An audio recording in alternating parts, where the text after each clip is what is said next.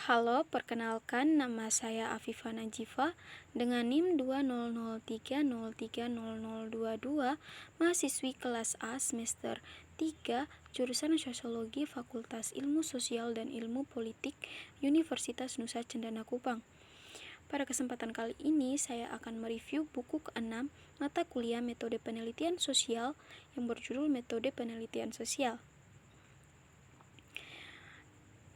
Langsung saja, yang pertama, vitalitas teori dalam inovasi penelitian oleh Matthew Carroll, Edward Thomas, dan Robin Bellingham. Vitalitas teori. Vitalitas teori berteori memiliki peran generatif yang tidak dapat dilebih-lebihkan dalam percakapan tentang membuat perbedaan melalui penelitian, pertanyaan, dan hasil. Menggunakan pengakuan atas peran teori dalam penelitian untuk ditempatkan di garis depan pikiran kita. Sifat pengetahuan yang tidak tetap dan fakta bahwa berteori adalah praktik pembuatan batas yang sekaligus membatasi dan produktif kategori dan proses pengetahuan. Vitalitas teori dalam pembuatan pengetahuan baru adalah gerakan yang berkelanjutan. Teori sangat penting, yaitu hidup dan pada dasarnya terjerat dengan kehidupan. Dalam volume ini, premis teoritis dan desain metodologis diberikan kehidupan di dunia nyata, aplikasi pada sekolah, kantor, dan ekologi. Teori ini harus menyadari keadaan untuk mengakui tantangan saat ini dan terbuka untuk kemungkinan yang akan terjadi.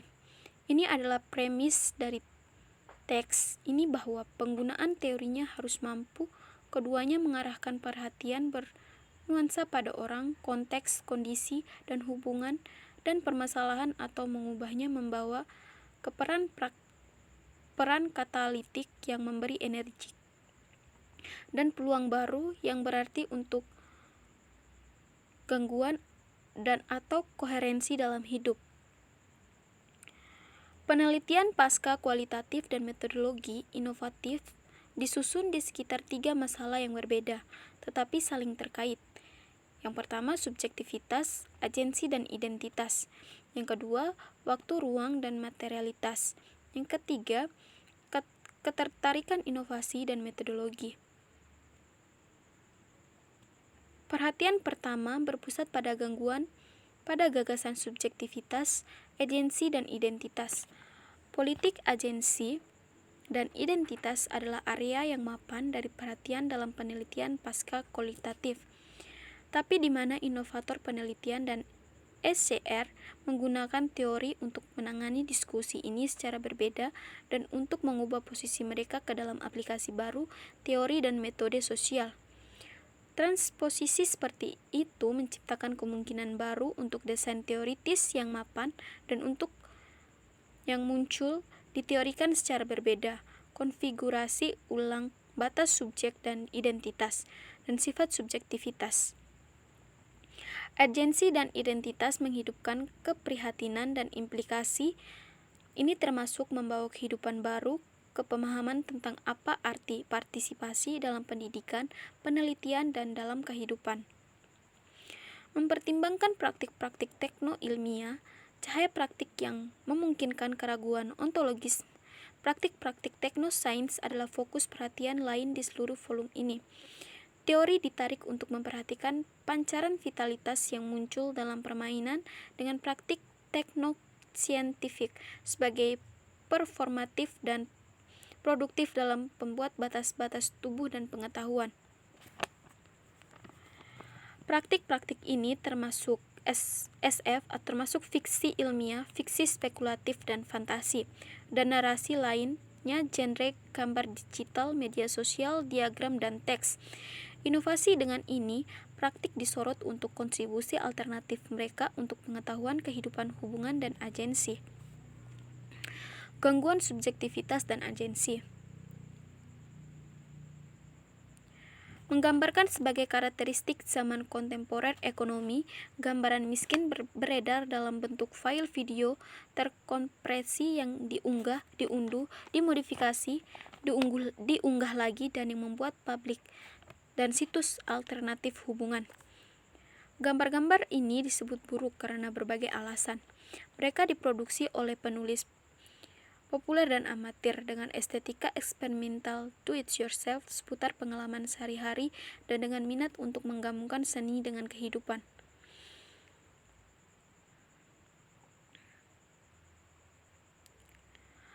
Kapitalistik di mana segala sesuatu atau semua orang dibuat terlihat, didokumentasikan, diawasi.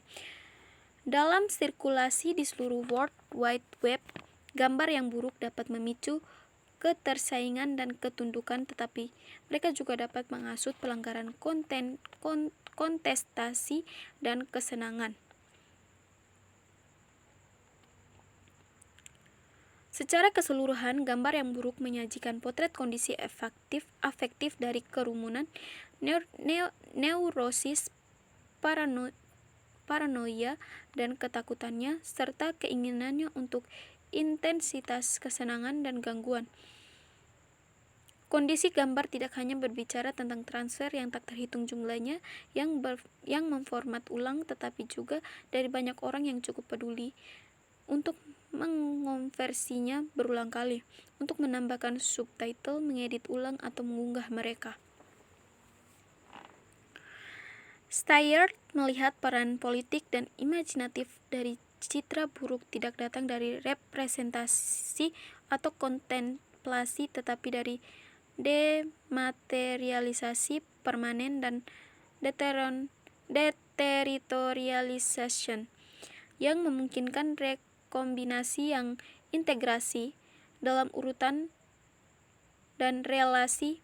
Peran citra buruk bukanlah untuk memberikan fetish hit visibilitas, tetapi untuk menciptakan ikatan visual antara audiens yang tersebar yang tidak harus berbagi segala bentuk solidaritas, tetapi menghubungkan melalui gambar dalam arti fisik oleh kegembiraan bersama, penyesuaian efektif, kecemasan. Mesin yang memproses ulang produk musik juga menyiarkan aktivitas konstan. Mendengarkan rekaman menjadi pekerjaan itu sendiri yang mengurangi perpecahan garis antara penerimaan dan latihan.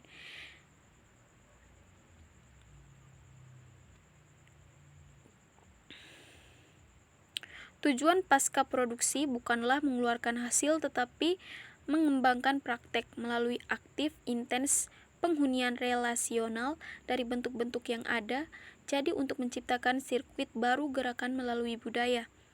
Laura dan Rachel adalah tertarik untuk bekerja dengan pemahaman partisipasi sebagai imanen relasionalitas zona aktivitas yang muncul untuk mempertimbangkan pengaruh pengorganisasian dunia, pembuatan video dengan pemuda dalam konteks kerawanan.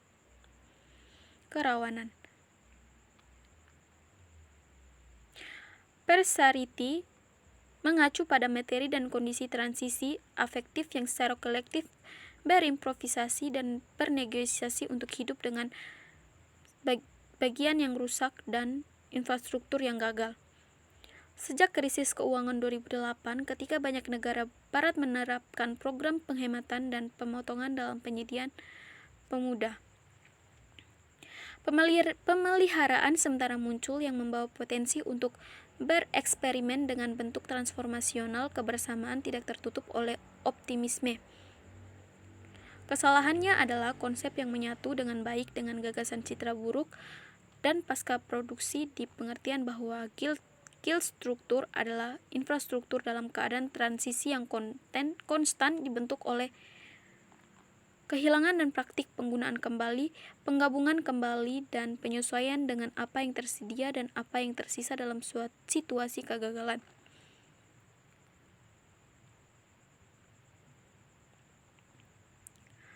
Berland mengusulkan konsep genre untuk menjelaskan bagaimana pergeseran dunia peristiwa, intensitas, dan pengertiannya yang heterogen menjadi terorganisir dengan cara yang dapat dirasakan secara kolektif. Genre adalah pengganti konvensi yang mengizinkan baik bertindak berdasarkan dan menafsirkan perasaan dan akibatnya membangun publik rasa timbal balik bersama. Konvensi ini dapat menghasilkan proses tidak hanya berdasarkan ideologi dan normativitas, tetapi juga pada penyesuaian dan improvisasi. Akibatnya, pengukiran peristiwa dalam beberapa bentuk atau genre estetika adalah proses kunci untuk memahami pengelolaan ambivalensi sebagai perasaan publik. Rachel dan Laura mengusulkan 3 genre pasca produktif: meme format ulang, dan montase. Mereka memanfaatkan ketiga genre pasca produktif ini untuk berpikir dengan 3 penelitian situasi dalam proyek penelitian video masing-masing dengan kaum muda. Sedangkan ketiganya, genre pasca produktif, mengacu pada proses pembuatan citra digital, perawatan perangkat keras dan film. Minat Rachel dan Laura tidak terbatas pada objek yang dihasilkan. Mengikuti Berland, fokus mereka adalah pada dinamika hubungan dan bagaimana menggunakan genre sebagai metode analisis memungkinkan pemahaman yang lebih rumit tentang partisipasi dan kesamaan dalam penelitian video dengan kaum muda.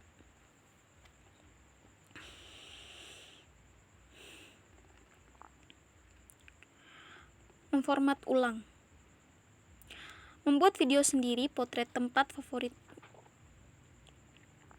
Pengembangan video potret dari diri tempat. Proyek ini berusaha untuk berkolaborasi dengan ruang kelas, guru, anak-anak, dan keluarga untuk mengedit rekaman tempat di kota yang sering dikunjungi, disukai, dan dikembangkan oleh anak-anak.